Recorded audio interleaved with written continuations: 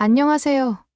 저는 왕신이라고 합니다. 중국 광저우에 위치한 한 국제학교에서 학생들을 가르치는 중국인 교사입니다. 학교에서는 주로 중국어와 역사를 담당해왔지만 워낙 교사 수가 모자랐던 터라 때때로 영어 보조 수업까지 맡기도 했습니다. 사실 제가 태어나고 자란 곳은 베이징 근교의 작은 마을이었습니다. 어려서부터 중국 문화와 역사에 자부심을 크게 가지고 있었고 대학에서도 고전문학을 전공할 만큼 중국이라는 나라의 전통을 사랑했어요. 그러나 제게 주어진 현실은 그 자부심만으로는 살아가기 쉽지 않다는 사실을 자주 깨닫게 했습니다. 국제학교라는 특수한 환경 속에서 다양한 국적의 학생들을 만나며 때로는 저 자신의 한계를 느끼기도 했습니다. 제 지도 아래 있는 학생들 대다수는 중국인이지만 몇몇은 유럽 출신이거나 한국, 동남아 등지에서 교환학생으로 온 경우도 있었습니다. 이 다양한 배경이 주는 국제적인 분위기야말로 국제학교의 큰 매력이겠지만 동시에 갈등과 충돌의 원인이 되기도 합니다. 특히 한국과 중국 사이의 문화적,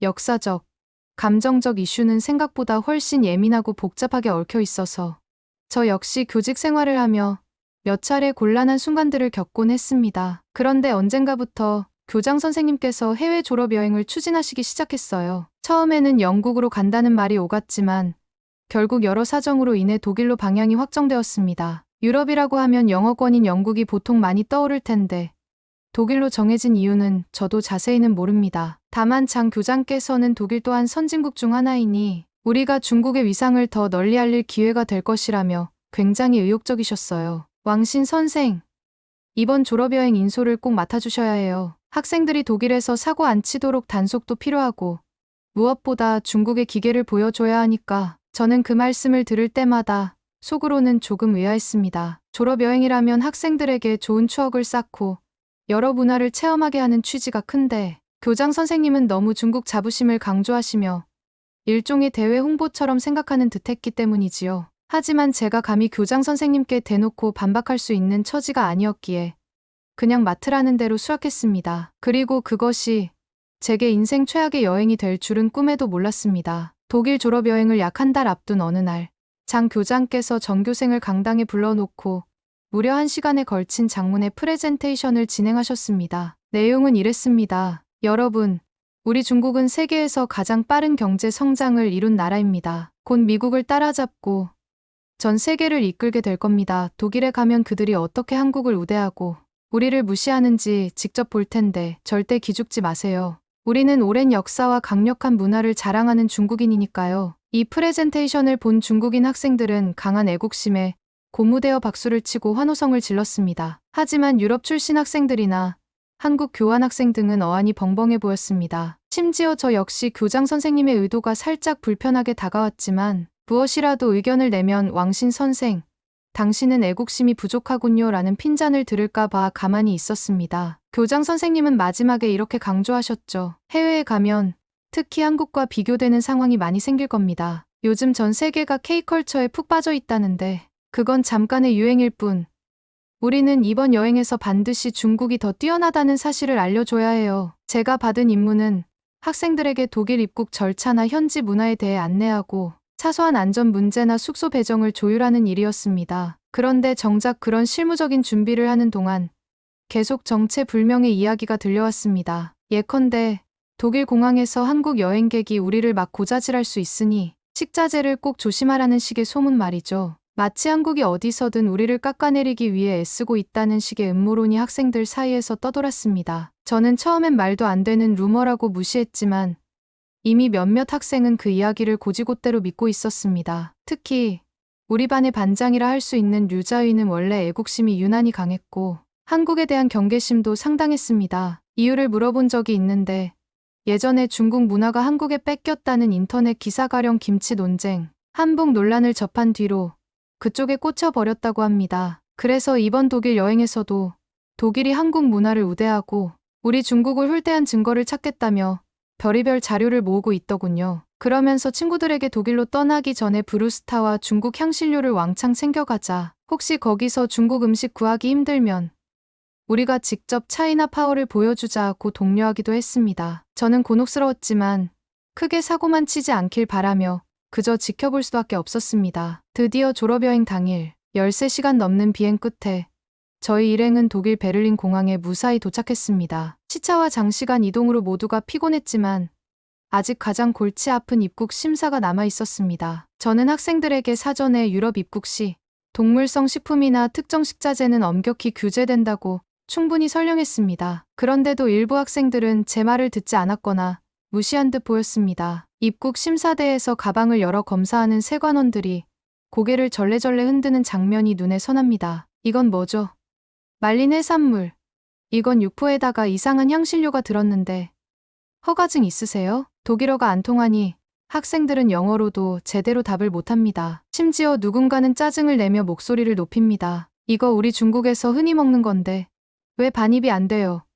혹시 한국이 우리 가방을 일찍 체크해서 독일 세관에게 신고한 거 아니에요? 제가 상황을 수습하려 통역해주며 진정시키려 해도 이미 감정이 상한 학생들은 고압적인 자세를 취합니다. 결국 한 학생이 짐을 바닥에 세게 내팽개쳐서 공항보안 요원이 곤봉을 들고 달려오는 소동까지 벌어졌습니다. 그렇게 3시간 가까이 입국장에 발이 묶였습니다. 이미 이때부터 저는 이 여행은 뭔가 심상치 않다는 강렬한 예감을 느꼈습니다. 그 와중에 같은 시각 입국 심사대를 통과하고 있던 한국인 단체 관광객이 있었습니다. 사실 그분들은 우리 일행과 일절 교류가 없었고 제가 보기엔 서로 관심도 없어 보였습니다. 그런데도 류자위 무리는 저 한국 관광객들이 몰래 우리를 독일 세관에 찌른 것 같다며 근거 없는 주장을 펼쳤습니다. 분명 우리를 견제하고 있어요. 한국인들이 유럽에서 우리보다 먼저 자리 잡으려고 말이죠. 아니면 한국 가이드가 독일 세관에 팁이라도 건넸나? 저는 터무니없는 소리에 한숨이 나왔지만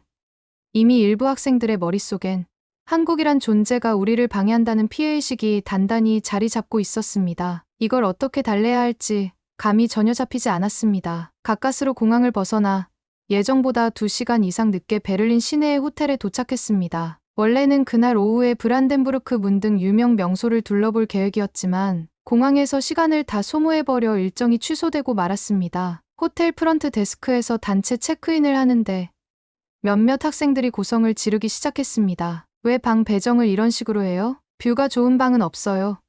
조식 메뉴에 중국식은 꼭 준비해줘야 하는 거 아닌가요? 독일 호텔 직원들은 영어로 최대한 설명해 주었지만 우리의 학생들은 대체로 영어가 능숙하지 않고 무엇보다 불만이 잔뜩 쌓여 있어서 듣고 싶어 하지도 않는 분위기였습니다. 어떤 학생은 로비를 지나가던 아시아인 직원을 보더니 갑자기 혹시 한국인이냐고 묻기도 했습니다. 상대방이 저는 독일인입니다라고 대답하는 장면이 얼마나 민망했던지 지금 다시 떠올려도 얼굴이 화끈거립니다. 원래 교사들은 교사들끼리 방을 쓰고 학생들은 2씩 혹은 3씩 함께 방을 쓰기로 되어 있었습니다. 그런데 장 교장께서 저에게 특명을 내렸습니다. 왕신 선생, 학생들이 아무래도 사고를 많이 칠 것 같으니 제일 문제아가 될 만한 류자위와 한 방을 쓰면서 잘 통제해 주세요. 저는 솔직히 난감했습니다. 류자위는 말이 반장이긴 해도 특유의 과격한 애국심 때문에 논란이 잦았습니다. 그 아이와 2인 1실이라니 벌써부터 머리가 지끈거렸습니다. 그래도 교장 선생님의 지시이니 어쩔 수 없었습니다. 짐을 들고 방에 들어섰을 때 류자위는 이미 거칠게 캐리어를 열어젖히며 왜 호텔 방이 이렇게 중국식 냄새가 안 나는지 모르겠다는 둥 말도 안 되는 트집을 잡고 있었습니다. 피곤하니 일단 씻고 쉬고 싶었는데 설상가상으로 화장실에서 정말 황당한 일이 벌어졌습니다. 르자이가 샤워를 마치고 나와서는 변기물을 내리지 않은 거예요. 처음엔 깜빡했겠지 생각하며 그냥 넘겼습니다. 그런데 2번째로 들어갔을 때도 똑같았습니다. 저는 조심스럽게 이야기를 꺼냈죠. 자위야, 여기 호텔이니까 청결 신경 쓰자. 변기물은 당연히 내려야 해. 그랬더니 돌아온 대답이 저는 피곤해서 신경 쓸 겨를이 없었어요. 왕 선생, 중국도 아닌데 왜 이렇게 잔소리하세요? 그 태도에 더 이상 방에서 같이 지내기조차 힘들었습니다. 저는 결국 로비에 내려가서 프런트 데스크에 별도 빈 방이 있는지 물어보았고 추가 요금을 부담한 뒤에야 가까스로 다른 방으로 옮길 수 있었습니다. 학생을 챙겨야 하는 건 맞지만 저도 사람이기에 밤새 이런 문제로 스트레스를 받고 싶진 않았습니다. 다음 날 아침이 밝았습니다. 원래라면 전날 이미 시내 투어를 끝냈어야 했는데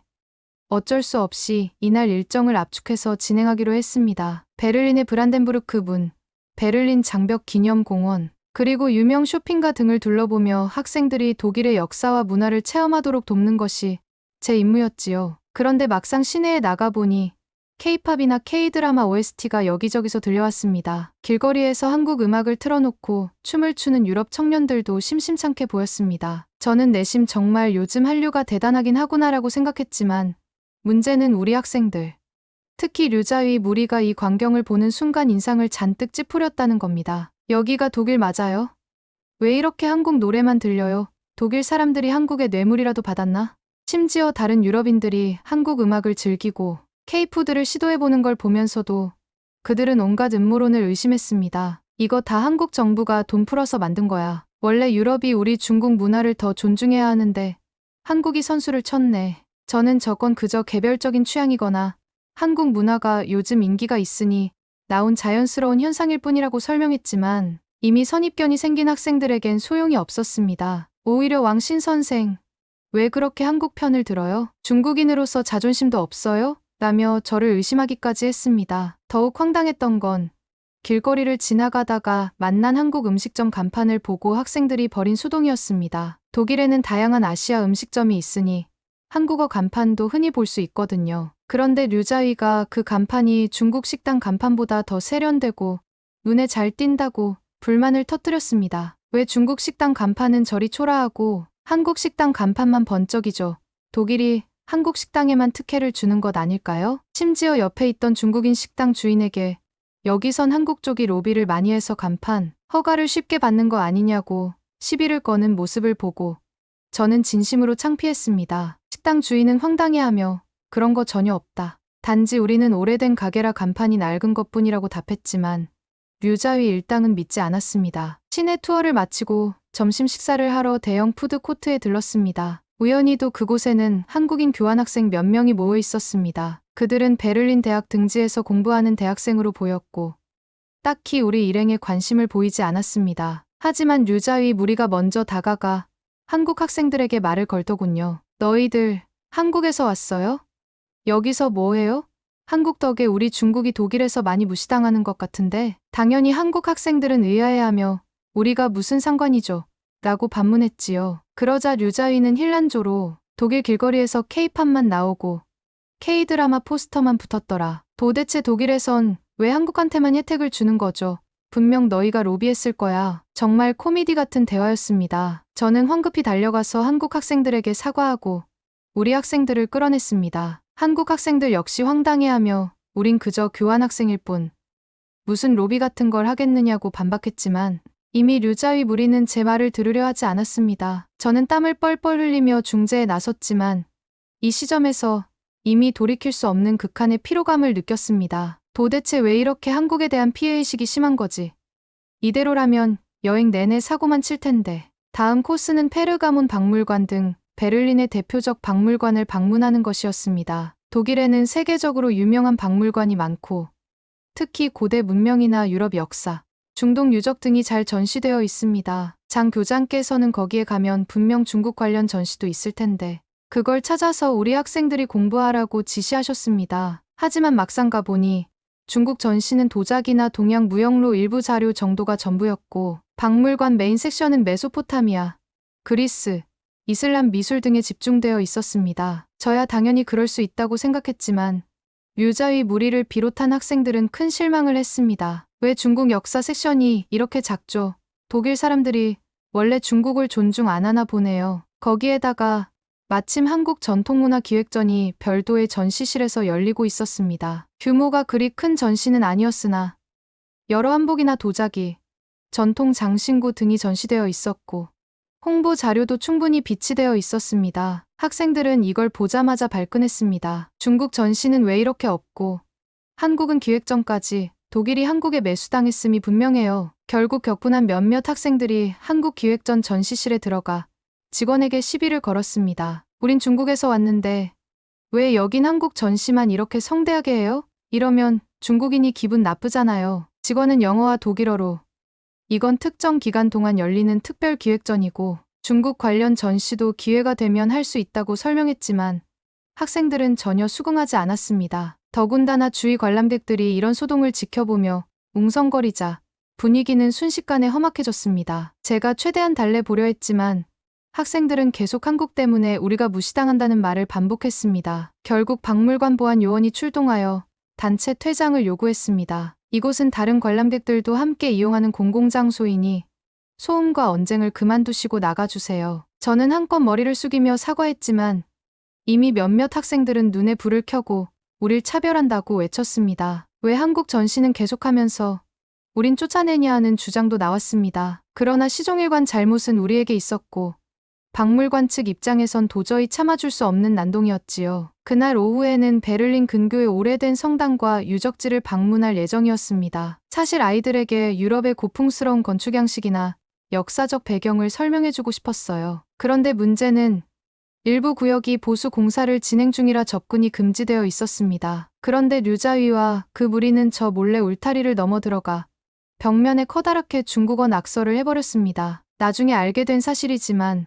거기에 중국이 세계 최고라는 문구를 적었다고 하더군요. 이것은 명백한 문화재 훼손이었습니다. 관리인이 발견하자마자 경악했고 곧 독일 경찰에 연락하겠다고 밝혔습니다. 저는 온몸이 얼어붙었습니다. 상황이 이쯤 되면 체포되거나 거액의 벌금을 물어야 할 수도 있습니다. 장 교장께서는 뒤늦게 달려와서 그제야 학생들이 실수했다며 변명했습니다. 우리 학생들이 독일 문화재에 대한 지식이 없어서요. 한국 때문에 기분이 상해 잠시 분풀이를 했나 봅니다. 저는 그 말을 듣고 절망했습니다. 왜 한국 때문에 기분이 상해서 독일 유적지에 낙서를 하냐는 말인지. 학생들은 이미 자신들의 잘못을 합리화하는 데 열중했고 교장 선생님은 은근슬쩍 그들을 감싸고 있었습니다. 다행히 독일 관리 측이 저희가 미성년자들을 동반한 교육단체라는 점을 고려해 현장에서 체포까지는 하지 않았습니다. 그러나 엄중 경고와 함께 상당한 벌금을 부과할 수 있다고 통보받았습니다. 이것만 해도 저는 간담이 서늘해져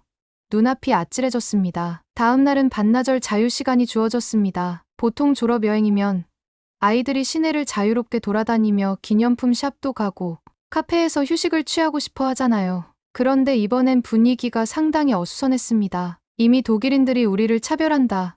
한국 때문에 우리 중국이 무시당한다는 불만을 가진 학생들은 거리로 나가기를 꺼려했습니다. 반면 그래도 해외에 왔으니 구경을 하려는 몇몇은 또 자기들끼리 틱톡 라이브를 켜고 독일 거리에서 어떻게 중국인이 당당한지 보여주겠다고 설레발을 쳤습니다. 그 라이브를 본 중국 시청자들은 독일은 원래 한국 쪽에 매수당했으니 조심해라라는 댓글을 달기도 했고 어떤 이는 멋지다.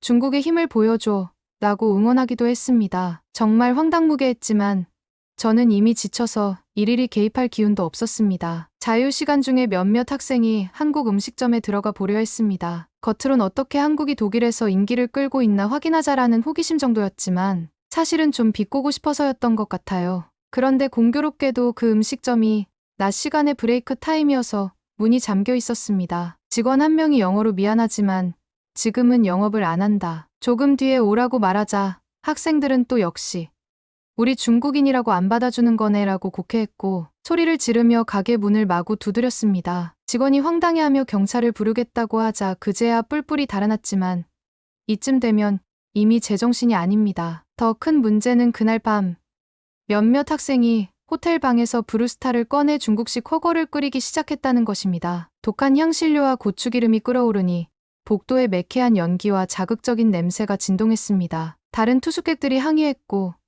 호텔 매니저가 급히 달려와 이건 심각한 규정 위반이며 화재 위험이 있다고 엄중하게 지적했습니다. 그런데 학생들은 왜 한국 사람들은 방에서 김치찌개를 끓여도 뭐라 안 하면서 우리 중국인만 막느냐 라는 말도 안 되는 주장을 했습니다. 실제로는 한국인이든 누구든 호텔 방에서 불을 피우면 당연히 안 됩니다. 하지만 애초에 그들은 한국도 몰래 이럴 거지라는 막연한 선입견에 사로잡혀 있었죠. 결국 호텔 측은 단체 퇴실 통보를 했습니다. 더 이상 우리를 수용할 수 없다는 것이었습니다. 장 교장께서는 호텔 매니저에게 사정했지만 이미 돌이킬 수 없는 지경이었죠. 그렇게 우리는 갑작스럽게 새벽 비행기를 예약해 독일을 예정일보다 일찍 떠나야 했습니다. 독일에서 돌아온 뒤 저는 모든 일이 끝났다는 안도감과 함께 앞으로 우리 학교가 이 사태를 어떻게 수습할지 걱정이 됐습니다. 가장 우려됐던 건 박물관과 유적지 훼손 문제였는데 장 교장께서는 자국 내 매스컴이나 상부 보고에서 이를 은폐하려는 듯 보였습니다. 왕신 선생,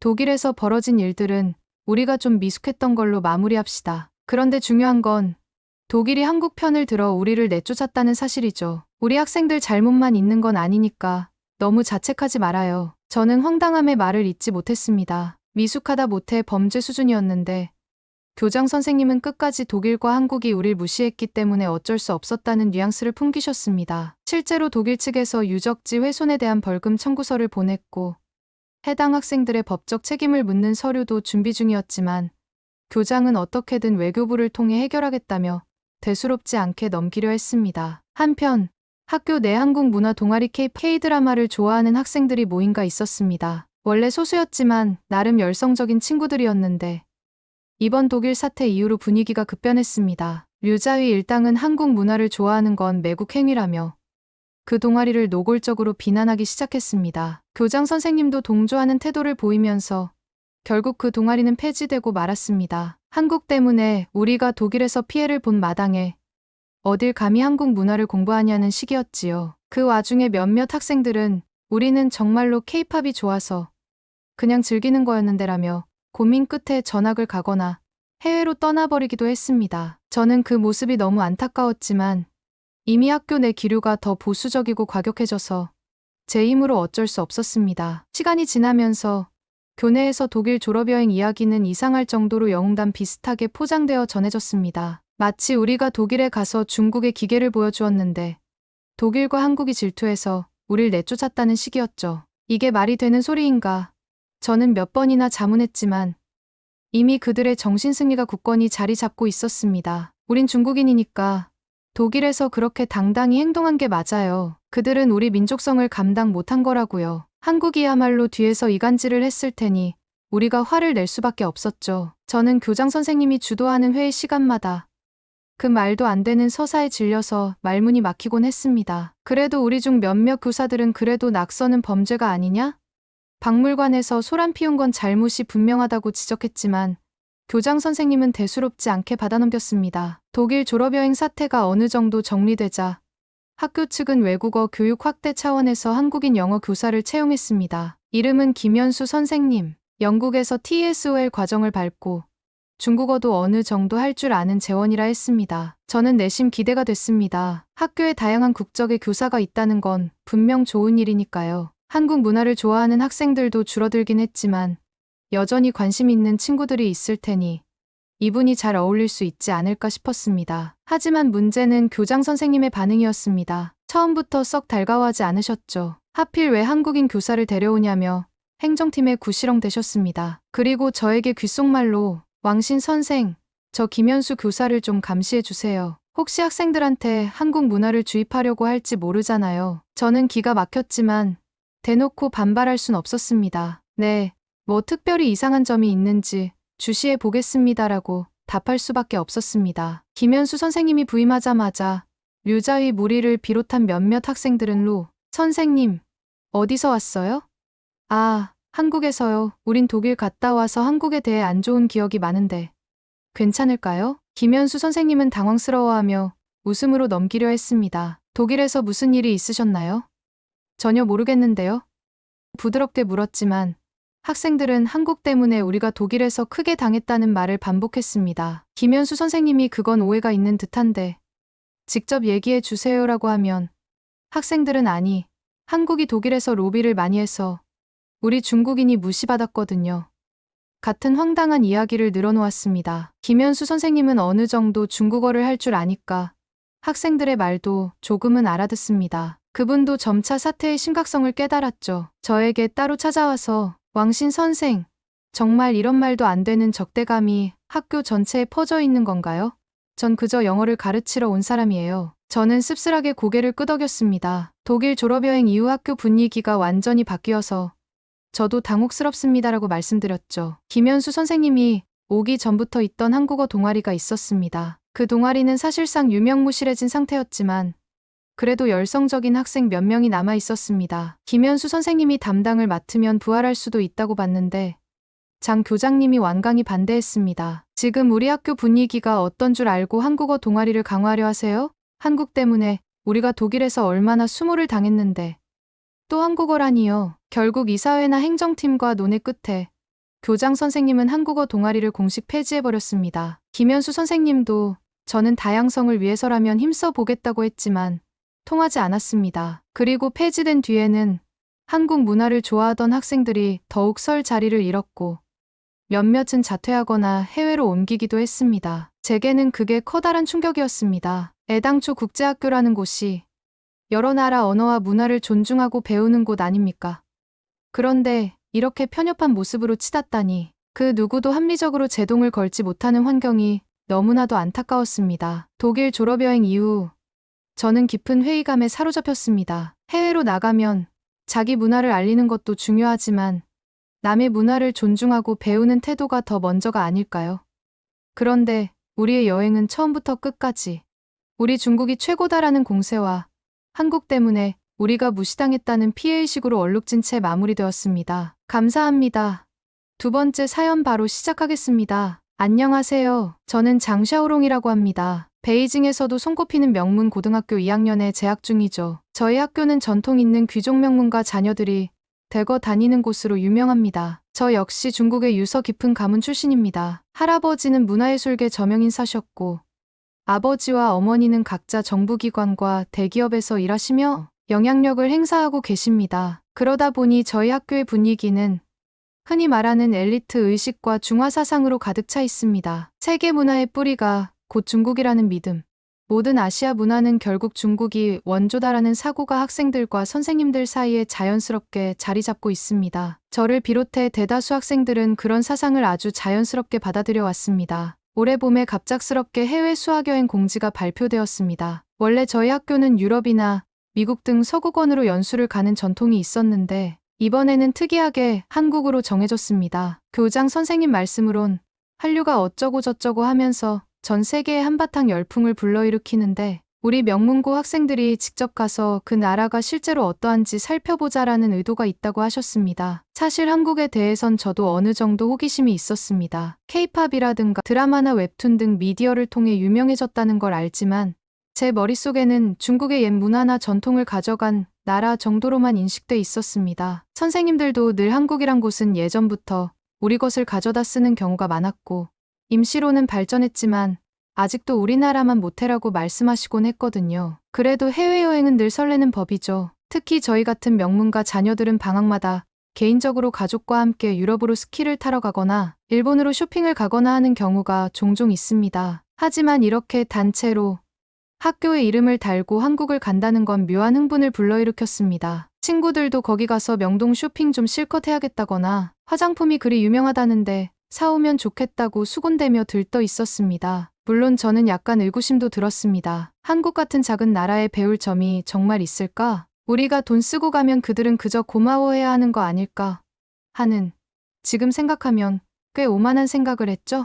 하지만 그때는 저를 포함해 대부분이 그렇게 여겼습니다. 저희 학교 교사 중에도 몇 분은 중국말도 못하는 한국인들이 해외 인지도만 높아져서 우습다라는 둥, 다소 편협한 말을 서슴지 않고 하셨습니다. 이렇듯 학교 내부 분위기가 이미 우리가 상전이고 한국은 작은 이웃나라라는 식으로 굳어 있었고 수학여행 사전교육에서도 겁먹을 필요 없다. 어차피 한국도 중국인 관광객들에게 의존하는 부분이 많다라는 식의 이야기가 공공연히 오갔습니다. 저 역시 의심 없이 그런 말을 곧이곧대로 믿었습니다. 출발 당일 저는 커다란 캐리어를 끌고 이른 아침부터 학교 앞에 마련된 집합 장소로 나갔습니다. 교복을 입었지만 따뜻한 외투와 여행용 보조 가방, 그리고 부모님이 넉넉히 챙겨주신 현금 봉투까지. 부모님께서는 그래도 외국인데 뭘 사거나 갑자기 돈 쓸 일이 생길 수도 있다며 마치 유럽 여행이라도 가는 양 준비물을 잔뜩 챙겨주셨습니다. 같은 반 친구들을 보니 대부분 비슷하거나 더 화려한 장비를 갖춘 모습이었습니다. 한 친구는 이미 해외를 열대 번 다녀온 터라 중국 내 VIP 라운지 카드를 자랑하며 비행기 좌석을 업그레이드할 방법을 이야기하더군요. 다른 학생들은 한국 면세점에서도 명품 좀 살 수 있지 않을까라는 기대감이 가득했죠. 담임 선생님과 다른 교사들은 이미 단체 수속을 할 준비를 마치고 있었습니다. 한 선생님은 저희를 보면서 베이징 공항에서부터 분위기를 압도해야 한다라며 농담 삼아 말하셨습니다. 우리 학교가 얼마나 명문인지, 그리고 우리 중국이 얼마나 대국인지 저쪽 나라를 간접적으로라도 좀 깨닫게 해주어야지라고 거들며 웃음꽃을 피웠습니다. 원래라면 우스갯소리로 넘어갈 수도 있겠지만 우리 대부분은 그 말을 꽤 진지하게 받아들이곤 했습니다. 곧 버스를 타고 베이징 국제공항에 도착하자 단체로 줄을 서서 티켓팅과 수속을 밟았습니다. 이미 공항 직원들은 이런 대형 학교 단체에 익숙했는지 신속하게 처리해 주었죠. 그 사이에도 제 친구들은 줄을 길게 서기 싫다며 새치기 비슷한 행동을 했습니다. 저는 조금 민망했지만 선생님들이 대놓고 제지하진 않았습니다. 우리 특권층 학생들이니 괜찮겠지라는 묘한 암묵적 동의가 존재하는 듯했습니다. 제가 알기로 평소 중국 국내선에서도 이런 새치기나 시끄러운 대화는 그리 드문 모습이 아닙니다만 해외로 나가는 수속장까지 와서 그러니 처음부터 남들이 보면 뭐라 생각할까 싶어 살짝 걱정이 생겼습니다. 하지만 대부분의 친구들은 이런 행동이 편의주의적이라고 생각조차 못했습니다. 그저 우리가 어차피 외국으로 가는 손님이니 누가 뭐라 하겠어 같은 인식이었지요. 중국 국적기의 이코노미석이 꽤 빡빡해서인지 단체로 타고 난 뒤에도 좌석 정리가 쉽지 않았습니다. 몇몇 친구들은 통로 자리에 앉고 싶다며 서로 자리를 바꾸려 하기도 하고 어떤 학생들은 이미 좌석 표시를 무시하고 먼저 앉아버려서 승무원과 실랑이를 벌이기도 했습니다. 왜 굳이 좌석을 그렇게 엄격히 지켜야 하느냐. 우리끼리 합의하면 되는 거 아니냐. 그걸 보고 저는 해외 비행기에서 이런 식이면 나중에 더 문제되지 않을까라는 생각이 들었습니다. 승무원은 정중히 승객 명단과 좌석을 확인하고 협조를 요청했지만 한 친구는 귀찮다는 듯이 중국말로 알려줘. 영어로 말해도 못 알아듣겠다며 짜증스러운 반응을 보이기도 했습니다. 실제로 한국행 항공기의 승무원 중 일부는 한국어와 영어, 중국어를 섞어서 안내 방송을 하는 경우가 있었습니다만 영어 발음이 분명치 않다거나 중국어 통역이 제대로 안 된다고 느껴지는 순간에는 저희 쪽에서 역시 한국인들의 중국어 수준은 형편없어라며 코웃음을 치는 모습이 비일비재했죠. 비행기 안에서 안전벨트 신기, 기내 질서 지키기 등의 기본적 예절이 보편적일 텐데 저희 일행은 이미 출발 전부터 복도에 서서 사진 찍고 핸드폰으로 통화 비행기 문 닫히기 전이라 가능했지만 크게 통화하며 다른 승객 어깨를 치며 이동하는 등 어수선한 분위기를 만들었습니다. 승무원이나 다른 승객들이 신경 쓰고 저희를 쳐다봐도 친구들은 우리가 뭐 잘못했어? 라는 표정이었지요. 약 2시간 남짓한 비행이었지만 이륙 후 식사 시간이 되자 작은 소란이 또 벌어졌습니다. 기내식 메뉴 중 비빔밥이라는 한국 음식을 나눠주자 어떤 친구는 이거 고추장밥 아닌가? 고추장도 원래 중국에서 전래된 거 아니야? 라고 중얼거리기도 했습니다. 선생님들도 웃으며 역시 한국 것이라면 우리 중화문화의 영향을 안 받은 게 없지라며 맞장구를 쳤죠. 저도 그 얘기를 들으며 과거 한나라나 당나라가 동아시아 문화의 중심이었으니 전혀 틀린 말은 아닐 수도 있겠다고 막연히 생각했습니다. 드디어 인천공항에 착륙했습니다. 단체로 기내에서 나오는 순간부터 몇몇 친구들이 길을 막은 형태가 되어 뒤 좌석 승객들이 내리기 힘들어졌습니다. 승무원들이 Please move forward라고 안내했지만 잘 못 알아듣고 여전히 느긋하게 캐리어를 꺼내느라 시간만 끌었습니다. 공항 내부로 들어서자마자 엄청 깔끔하다는 느낌을 받았습니다. 바닥도 반짝였고 안내 표지판도 크게 붙어 있었습니다. 그래도 저희는 베이징 공항만큼 크진 않네라며 비교부터 했습니다. 한 선생님도 역시 중국 공항이 훨씬 웅장하지라고 하셔서 다들 동의했지요. 문제는 저희가 입국 심사를 받을 때부터 시작됐습니다. 중국인 단체 여행객이 많이 오긴 하지만 심사대마다 줄이 좀 길었고 영어나 한국어로 된 안내문을 보며 카드를 작성해야 했습니다. 그런데 친구 몇몇이 왜 중국어로 친절하게 안내해 주지 않느냐라며 볼멘 소리를 했습니다. 중국인 관광객이 이렇게 많을 텐데 최소한 심사대 직원들 중국어 정도는 할 수 있어야 하는 거 아냐? 심지어 어떤 친구는 심사관에게 중국어로 얼른 좀 해줘요. 바쁘단 말이에요라고 급하게 말했는데 상대방이 못 알아듣자 한국인들 수준 이라는 투의 비아냥을 내뱉었습니다. 저는 곁에서 보고 있자니 민망하기 그지없었습니다. 물론 중국어 안내도 일부 있었지만 완벽하게 통역되는 수준은 아니었죠. 결국 선생님들까지 가세에 중국어로 못 알아듣겠으면 영어로라도 빨리 해달라고 촉구했고 공항 직원들도 살짝 난처해 하면서 차근차근 처리해 주었습니다. 그래도 의사소통이 매끄럽지 않으니 여기저기서 시끄러운 목소리와 불만 섞인 한숨이 터져 나왔습니다. 입국 심사를 마치고 드디어 공항 면세점 구역으로 들어갔습니다. 원래 우리 계획은 모두 단체 버스를 타고 숙소로 곧장 이동하는 것이었지만 학생들이 쇼핑부터 하고 싶다라며 아우성이었습니다. 선생님들도 베이징 명문가 자제들이니 저희가 돈을 쓰면 한국 측도 싫진 않을 거라고 생각했던지 잠깐 자유 시간을 허락했습니다. 그 순간부터 친구들은 뿔뿔이 흩어져 면세점 주류 코너,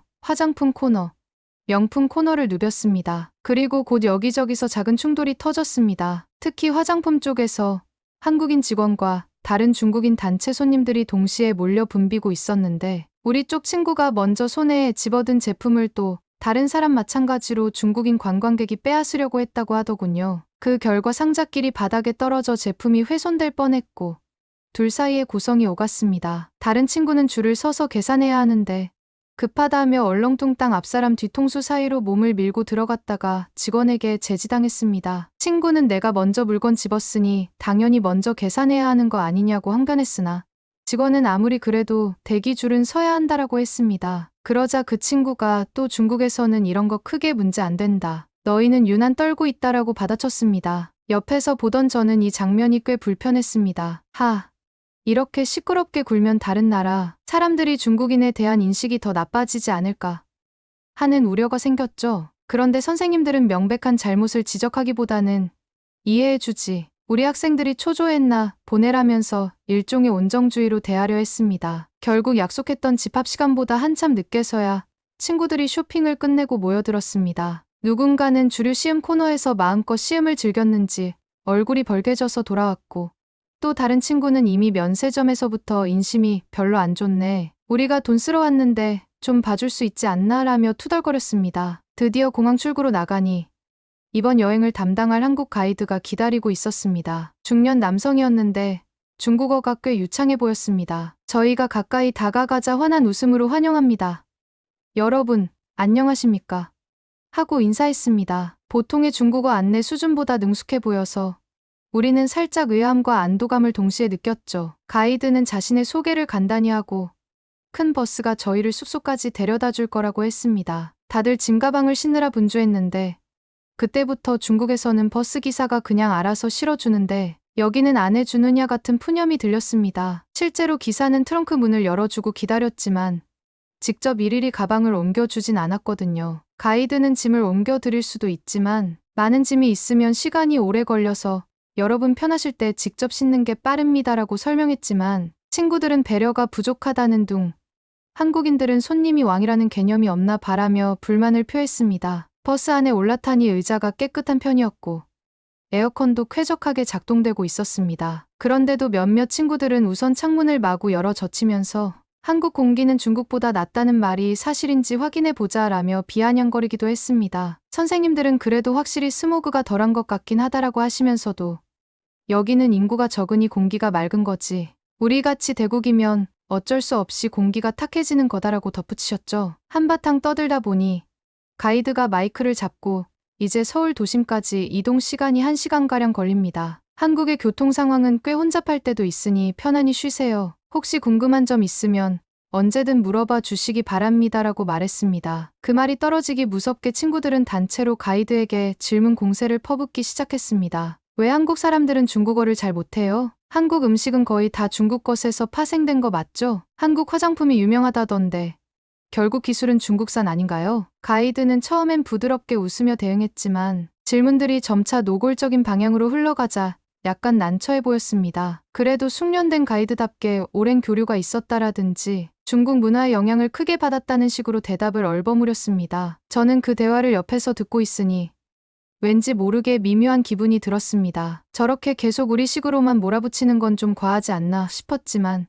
저 역시 깊게 반론할 생각은 안 들었습니다. 어차피 저도 비슷한 사고방식을 갖고 있는 부분이 많았으니까요. 1시간을 달려 도심에 가까워지자 한눈에 서울이라는 도시가 보였습니다. 빌딩 숲이 우뚝 솟아있고 강이 흐르고 고층 아파트가 빼곡히 들어선 광경이 눈에 들어왔습니다. 친구들은 베이징이랑 비교하면 엄청나진 않지만 그래도 나름 현대적이네라며 꽤 의외라는 반응을 보였습니다. 사실 한국이 생각보다 작다고만 여겼거든요. 특히 인상적이었던 건 도로에 차들이 줄지어 운전하고 있는데 큰 경적 소리가 거의 안 들린다는 점이었습니다. 중국 대도시는 흔하게 울려 퍼지는 경적 소음이 일상인데 여기는 상대적으로 조용한 편이었죠. 선생님들은 한국 사람들이 유난히 규정에 엄격해서 그런 거 아닌가?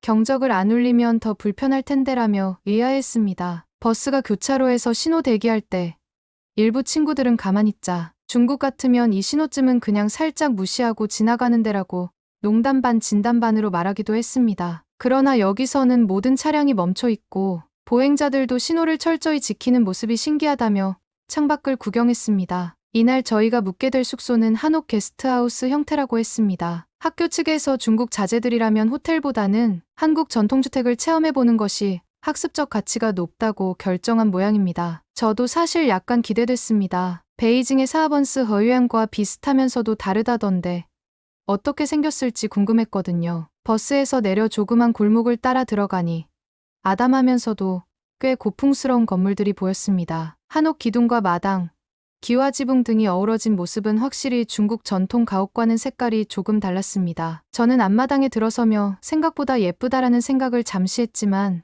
그 순간 친구들과 선생님들은 일제히 중국 가옥이랑 비슷한데 이거 아마 중국이 원조지라는 말을 흘렸습니다. 우리가 어릴 때부터 온돌방 문화가 원래 중국에서부터 전래됐다고 배웠는데 한국이 자기들 것처럼 포장하는 거지. 뭐 그들이야 늘 그러니 별로 놀랍지도 않네. 저 역시 아 그렇구나 하고 대수롭지 않게 수긍하며 짐을 들어 방에 배정받으러 갔습니다. 그런데 막상 방 안에 들어가니 바닥이 따뜻한 기분이 들었습니다. 평소 호텔과 달리 매트리스를 쓰는 방식이 아니라 바로 바닥에 요를 깔고 자는 구조였죠. 일부 친구들은 불편하다며 불만을 토로했고 선생님들은 역시 중국식 바닥 난방과 똑같구먼 하면서 즐겁게 떠들었습니다. 숙소 주인은 중국어를 거의 못했기에 가이드가 옆에서 통역했습니다. 자유롭게 지내시되 다른 손님들도 계시니 밤에는 조용히 해주시면 감사하겠습니다라는 당부를 들었습니다. 그러나 우리가 원래 목소리 톤이 큰 데다 서로 신나서 잡담하기 시작하니 금세 게스트하우스 안이 왁자지껄해졌습니다. 복도와 마당을 돌아다니며 떠들고 어떤 학생은 음악까지 휴대용 스피커로 틀어댔습니다. 결국 밤 10시가 넘어가면서 옆방 손님이 조용히 해달라고 요청하러 나왔습니다. 중국어는 전혀 못하고 영어로 Could you please be quiet? It's late night 라며 손짓했지만 친구들은 못 알아듣거나 무시했습니다. 왜 타국에서조차 우리더러 조용히 하라고 하는 거야? 불쾌해하는 식이었죠. 가이드가 나서서 타이르자. 원래 수학여행이니 시끌벅적한 거지. 한국 사람들은 참 속이 좁다라며 투덜댔습니다. 저는 이런 장면을 보며 우리 행동이 분명 민폐인데 왜 저렇게 태어난가 싶어 살짝 죄책감을 느끼기도 했습니다. 다음 날 아침 일찍 일어나 가볍게 식사를 마치고 가이드와 함께 서울 시내 전통시장으로 이동했습니다. 가이드는 한국에서는 광장시장이 오랜 역사를 갖고 있으며 맛있는 음식이 많다라며 설명했죠. 친구들은 우리 왕푸징이나 베이징의 옛 시장들만 못하겠지라고 장담했습니다. 막상 시장 골목으로 들어서니 음식 노점과 의류잡화 상점이 질서정연하게 늘어서 있었고 꽤 많은 사람들로 북적였지만 바닥에 쓰레기가 눈에 잘 띄지 않았습니다. 냄새도 심하지 않았고 상인들이 손님을 부르는 목소리도 중국 시장처럼 시끄럽진 않았습니다. 저희 중 일부는 이렇게 깔끔하면 시장 느낌이 별로 안 나는데 라고 하며 실망 섞인 반응을 보였습니다. 어떤 친구들은 괜히 중국어로 싸게 해달라. 우리 단체로 왔으니 할인해 주라라고 고래고래 소리 질렀습니다. 상인들은 대부분 한국어와 약간의 영어로 응대하려 했지만 소통이 안 되면 손짓으로라도 줄 서주세요. 조금만 기다려 주세요라고 표현하는 식이었습니다. 곧 어묵, 떡볶이, 빈대떡, 김밥 같은 길거리 음식을 사 먹는 시간이 됐습니다. 우리는 여기저기 구경하며 즐거워했지만 문제는 가게 앞에 테이블 자리를 놓고 경쟁이 벌어졌다는 겁니다. 다인원이 한꺼번에 몰리다 보니 자리가 모자랐거든요. 그걸 못 기다린 친구들이 이미 자리에 앉아있던 관광객에게 중국어로 자, 빨리 일어나 주세요. 우리도 먹어야 하니까라고 비매너하게 요구했습니다. 상대방이 영어로 We came first, wait for your turn이라고 해도 못 알아듣고 그냥 버티니 가게 주인이 난감해했지요. 심지어 어떤 친구는 얼마 못 먹고 자리를 뜨려는 다른 손님을 재촉해 얼른 좀 일어나 달라고 등짝을 툭툭 치기도 했습니다. 주변 한국인들이 눈살을 찌푸리며 뭐라 해도 왜 자기네가 화를 내지 라며 되레 이상하다는 반응이었습니다. 제가 보기에 그들은 분명 불편함을 느끼는 표정이었는데 말이죠. 또 마실 음료가 없다고 해서 길가 카페에 들어갔는데 그곳에서 우리 학생들이 시장에서 산 음식을 그대로 펼쳐 놓으려 하자 카페 직원이 외부 음식은 드실 수 없습니다라며 한국어로 거듭 주의를 줬습니다. 가이드가 다시 통역해 여기서는 커피나 음료를 사야만 시금이 가능하답니다라고 설명했지만 학생들은 이해하지 못했습니다. 우리가 커피도 사 마실 건데 왜 떡볶이는 먹으면 안 돼? 여긴 서비스 정신이 없네. 고래고래 소리를 지르며 카페 사장 불러오라고 요구했습니다. 결과적으로 여러 손님들 앞에서 험악한 장면이 연출됐고 사장이 조금 화가 난 목소리로 규칙 안 지키실 거면 나가주세요라는 결정을 내렸습니다. 사실 오랜 시간 한국 카페에서는 외부 음식 반입이 금기라는 걸 인터넷에서 본 적이 있었지만 우리 일행은 그저 중국에서는 가능한데 왜 안 되냐고 우기기만 했습니다. 제가 보기엔 이 정도면 우리가 100% 민폐였지만 주변 친구들이나 선생님들은 이 나라 서비스업은 융통성이 없군 이라고만 결론지었습니다. 다음으로 가이드는 한국 지하철을 한번 타보면 어떠냐며 일정에 넣었습니다. 저희 역시 그래. 중국 지하철과 얼마나 다른지 구경하자는 기분으로 역으로 향했습니다. 역 안은 비교적 깔끔했고 자동 판매기에서 표를 사는데 한 친구가 기계 조작이 헷갈려서 중국어 모드 없나?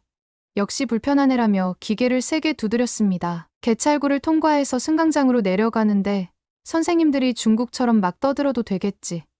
여긴 지하철이 조용하다는 얘길 들었는데 너무 묵묵하면 심심하잖아라며 농담을 했습니다. 실제로 열차를 타보니 한국인 승객들은 비교적 정숙히 스마트폰을 보거나 조용히 대화를 하고 있었습니다. 저희 반 학생들은 이 분위기를 잘 이해하지 못하고 예전처럼 큰 소리로 웃고 떠들었습니다. 당연히 주위 사람들이 힐끗힐끗 쳐다봤습니다. 곧 어떤 노약자가 타셨는데 노약자석 칸에 이미 친구 몇 명이 앉아 있었습니다. 그분이 다가오자 가이드가 재빨리 여기는 노인분들 좌석입니다. 비켜드리세요라고 신호를 보냈는데 학생들은 왜 굳이 그래야 하느냐. 우리도 앉을 권리 있지 않나 라며 몸을 움직이려 하지 않았습니다. 결국 옆에 서 있던 한국인 청년이 황당하다는 표정으로 우리를 보자 한 선생님이 가만 보니 여긴 노인 공경이 참 심하네. 근데 굳이 안 일어나도 될 텐데라고 작게 중얼거렸습니다. 결국 가이드가 다시 한번 간곡히 부탁해서야 마지못해 자리를 내어드렸죠. 하지만 그 과정에서 이미 다른 승객들은 저희를 곱지 않은 시선으로 지켜보고 있었고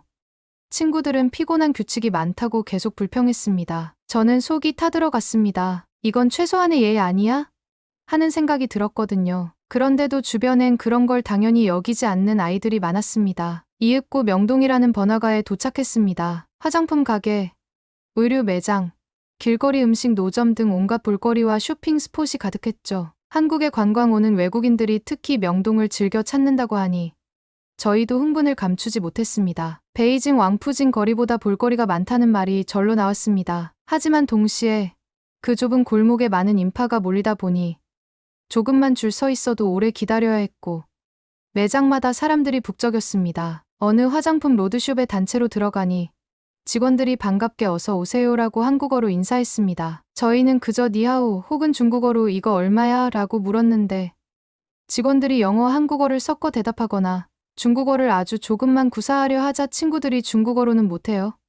아, 불편하게라며 불평했습니다. 가게 한편에는 중국인 전용 안내문도 붙어 있긴 했지만 전문 직원이 상주하지 않았던 모양입니다. 어떤 학생은 아니, 중국인 손님이 이렇게 많은데 왜 우리 말을 못하냐? 우리가 돈을 쓰러 왔으면 당연히 배워야 하는 거 아니냐고 목소리를 높였고 직원은 당황한 표정으로 Sorry, can you speak English? 라고 되물었습니다. 결국 가이드가 뒤늦게 들어와 통역해 주느라 혼선을 겪었죠. 화장품 테스트 코너에서 친구들은 무분별하게 여러 제품을 펌핑해 손등과 얼굴에 발라보고 아, 이건 별로다 하면서 휴지에 그냥 닦아버렸습니다. 직원들이 조금씩만 써주시면 감사하겠다고 한국어로 조심스레 말했지만 통하지 않으니 상황이 개선되지 않았습니다. 심지어 우리 집에서는 이런 제품 훨씬 싸게 판다라며 가짜 한국 화장품을 생각하는 듯한 말을 섞어가며 직원들에게 시비조로 떠들기도 했습니다. 저는 매장 한편에서 그 모습을 보면서 우리가 이렇게 시끄럽게 만들어 놓고 다 끝나면 욕은 한국 측에서 먹는 형국이네라는 자괴감이 들었습니다. 그런데 정작 대부분 친구들은 우리는 손님이니까 이 정도는 괜찮다.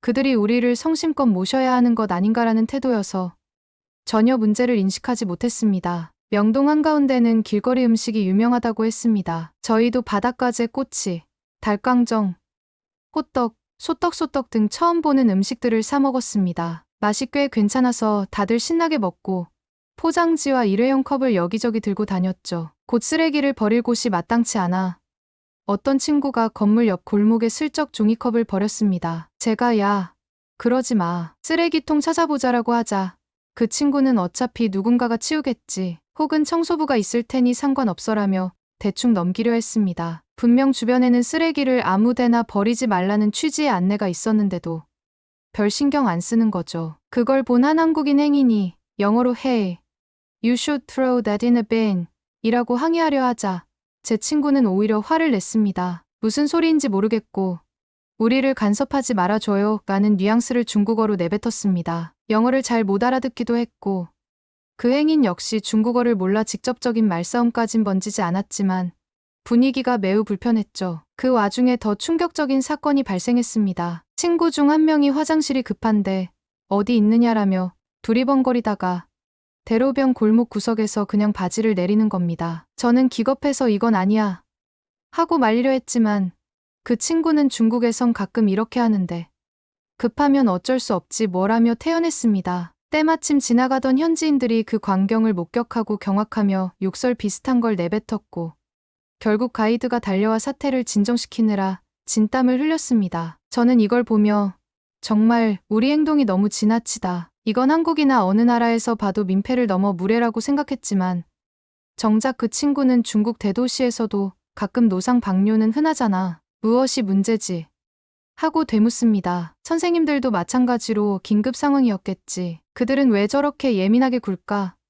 하며 학생 편을 드는 태도를 보여 저는 씁쓸함을 느꼈습니다. 이튿날 일정은 대형 놀이공원과 백화점을 방문하는 것이었습니다. 선생님들은 그래도 한국이 쇼핑으로 유명하다는데 백화점도 가보자. 그리고 놀이공원에서 단체 사진도 찍자고 해서 아침 일찍 숙소를 나섰습니다. 게스트하우스 주인도 이제는 저희를 조심스레 대하는 모습이었습니다. 전날 밤도 시끄러웠거든요. 놀이공원은 한국 대표 시설이라 주말엔 특히 사람이 많았습니다. 놀이기구마다 길게 줄이 늘어섰는데 저희 단체가 그 길을 보고는 한숨을 쉬었습니다. 베이징 디즈니랜드나 상하이 유니버설에서도 줄 서는 건 흔한 일이지만 여기서는 더 질서정연하게 서 있는 게 어색했던 모양입니다. 결국 어떤 친구가 얘들아, 우리 사람 많은 것처럼 보이게 해서 앞줄로 살짝 들어가자라며 단체 새치기를 시도했습니다. 조금 앞에 가 있던 우리 학교 학생들에게 같은 일행이니까 괜찮지 하고 합류하고 또 그 앞 일행에게도 내 친구들이에요라고 말하면서 점점 앞줄로 들어갔습니다. 뒤에서 보던 한국인 손님들이 영어와 한국어로 No, that's line cutting 이라고 항의했지만 통하질 않았습니다. 가이드가 재빨리 달려와 이러면 안 됩니다. 여기선 엄격하게 줄을 서야 해요. 제지했지만 이미 친구들은 순서를 훑고 전진한 뒤였죠. 주변 사람들이 거칠게 항의하자 한 선생님은 단체로 왔으니 어느 정도 이해해줘야지. 우리가 돈도 많이 쓰고 있는데라고 맞받았습니다. 그 한국인들은 기가 막힌다는 표정으로 고개를 절레절레 흔들었고 나는 그 불쾌한 시선이 너무나도 크게 느껴졌습니다. 백화점에서도 비슷한 일이 벌어졌습니다. 에스컬레이터를 탈 때 사람들이 차례대로 서 있는데 친구들이 옆으로 비집고 들어가려다 미끄러져서 헛디딜 뻔했죠. 직원이 안전을 위해 질서 정연히 이용해 달라고 한국어 영어 안내를 해도 우리 쪽에선 이게 뭐가 위험하다고 하며 웃어넘겼습니다. 백화점을 한창 둘러보는 도중 저희 학교 학생 한 명이 지갑을 잃어버렸다고 울먹이며 소동이 일어났습니다. 명문가 자제들이라 그런지 현금이나 신용카드가 든 지갑이 꽤 값나가는 브랜드였고 안에 현금도 제법 많았다고 합니다. 그 학생은 도둑 맞은 거 아니야? 한국인들 혹시 소매치기 한 거 아니야? 라고 의심부터 했습니다. 가이드는 곧바로 백화점 안내 데스크에 연락해 보자고 했습니다. 그런데 생각보다 금방 비슷한 지갑이 분실물로 접수됐다는 소식이 왔습니다. 알고 보니 그 학생이 화장실에 지갑을 두고 나왔고 뒤따라 들어간 누군가가 발견해 백화점 직원에게 맡겼다는 것이었습니다. 지갑 안현금까지 그대로 있었다는 말에 제 친구는 설마 정말 한 푼도 안 건드리고 돌려줬다니 말도 안 된다며 크게 놀랐습니다. 사실 중국에서도 분실물을 찾을 때가 있지만 북적이는 곳에서 두고 온 고가품이 이렇게 원형 그대로 돌아오는 건 쉽지 않다고 생각했거든요. 그런데 가이드는 자랑스레 한국에서도 잃어버린 물건이 종종 주인에게 돌아가는 경우가 적지 않습니다. 다들 정직하거든요라고 말했습니다. 저는 내심 우리가 이렇게 민폐 부렸는데도 정직하게 대응해준 사람이 있다니 정말 고마운 일인데도 하며 좀 부끄러웠습니다. 그러나 다수 친구들은 어휴 그래도 과장이 좀 심한 거 아닌가 라며 여전히 경계하거나 반신반의하는 태도였습니다. 마지막 날 저녁 저희는 한국의 유명한 야시장 거리 비슷한 곳을 구경하기로 했습니다. 여러 길거리 공연이 펼쳐지고 밤늦게까지 음식과 술을 파는 장소였죠. 선생님들은 중국식 야시장에 비하면 어떨지 궁금하다며 기대 반, 비꼰 반의 태도를 보였습니다. 하지만 밤거리 구경 도중 또다시 한 학생이 길모퉁이에서 보리를 보려다가 한국인 행인과 크게 시비가 붙을 뻔했습니다. 그 행인이 영어로 Hey, what are you doing? This is illegal. 하고 소리치며 핸드폰으로 사진을 찍으려 하자 학생이 격분해 찍지 마라고 소리 질렀습니다. 양측이 언어가 잘 안 통하니 더 격렬한 눈빛을 교환했고 가이드와 제가 부랴부랴 달려가 중재했습니다. 제발 여기서 이러지 말아요. 한국에선 이런 행위는 범칙금이 심할 수도 있어요. 그 친구는 그래도 크게 잘못한 거라는 걸 인지하지 못하고 화장실도 표시가 잘 없으니 이런 일이 생기는 거지. 그 사람이 괜히 화내며 사진 찍은 게 무례하잖아라고 변명했습니다. 선생님들은 또 그래도 타지에서 우리 학생을 존중해 줘야지라고 하면서 마치 그 행인이 더 잘못한 듯이 말했습니다. 저는 정말 속이 끓어올랐습니다. 결국 싸움까지는 안 번졌지만 주변 한국인들이 그 장면을 쳐다보며 수군댔습니다. 저는 묘한 수치심을 느꼈습니다. 우리는 돈 많은 명문가 자녀들이라서 당연히 대접받아야 하고 불편하면 함부로 행동해도 된다는 식의 사고가 잘못된 게 아닐까라는 자문이 들었죠. 수학여행 마지막 날 숙소를 정리해 체크아웃하고 다시 버스를 타고 인천공항으로 향했습니다. 버스 안에서 선생님들이 이번 여행 여러분이 느낀 점이 어땠나라고 물었습니다. 친구들 대부분은 이런 반응이었습니다. 한국 사람들 별것도 아닌 규칙이 너무 많다. 카페에선 음식 못 먹게 하고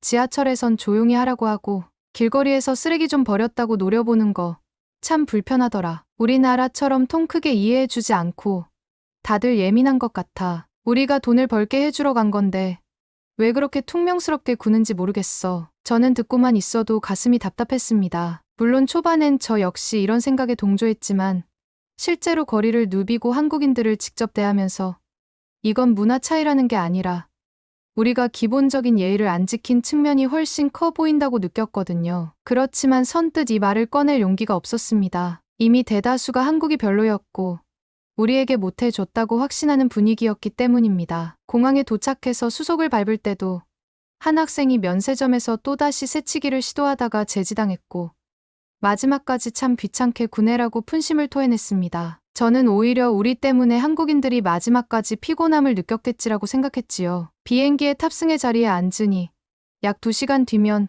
다시 베이징으로 돌아갈 테니 마음이 편해지면서도 괜히 씁쓸했습니다. 한국에 대해 당연히 하찮게 여기며 왔는데 실은 우리가 더 민폐 아니었나 라는 깨달음이 분명 생겼고 한편으론 친구들과 선생님들은 이를 전혀 깨닫지 못한 듯 보여서 착잡했죠. 결국 비행기가 베이징 공항에 도착했습니다. 부모님이 마중 나오셨고 학교 버스를 타고 다시 교정으로 돌아왔습니다. 한 선생님이 차에서 내려 이번 한국 수학여행은 나름 의미 있었고 무엇보다 우리 학생들이 외국에서 마음껏 경험할 기회를 가져서 좋았다며 총평을 하셨습니다. 학생들 대부분이 박수치며 재미있었다.